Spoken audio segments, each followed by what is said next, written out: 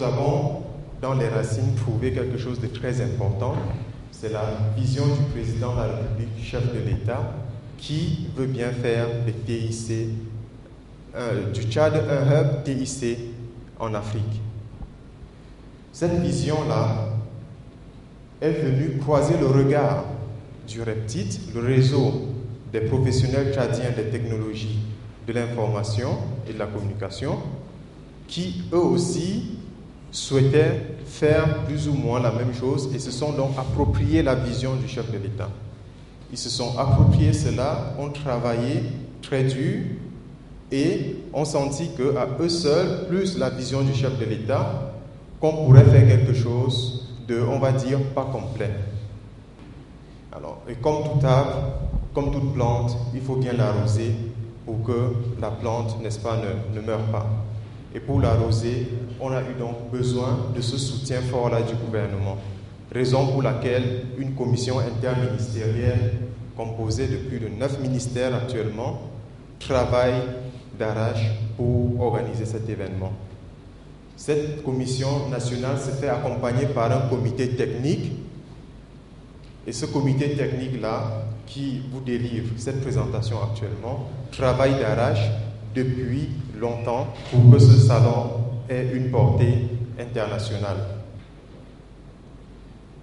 Comme je vous l'ai dit, nous avons un thème qui est le suivant. On veut faire des TIC le moteur de développement durable. Cela s'explique par le fait que les TIC aujourd'hui, c'est un outil transversal.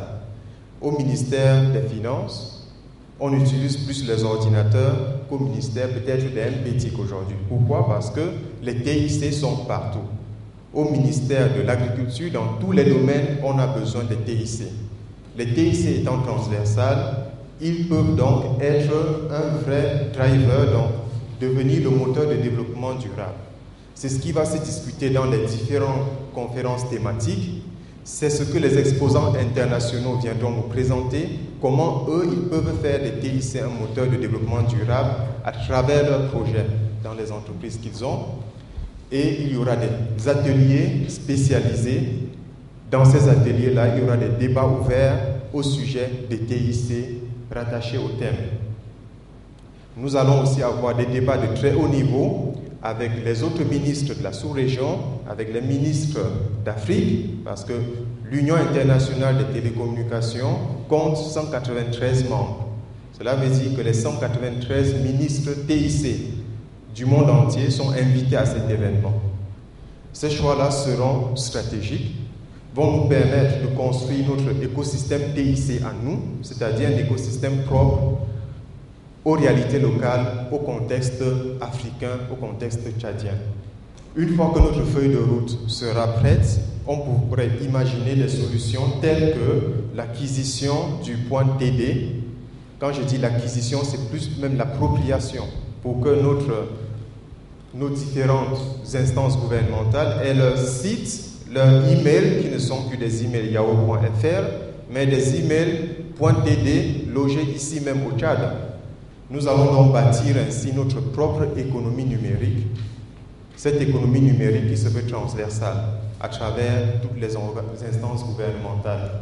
Nous allons faire de la jeunesse, on va donner en fait la possibilité à la jeunesse actuelle tchadienne de travailler dans les incubateurs TIC et comme ça construire notre propre pépinière TIC.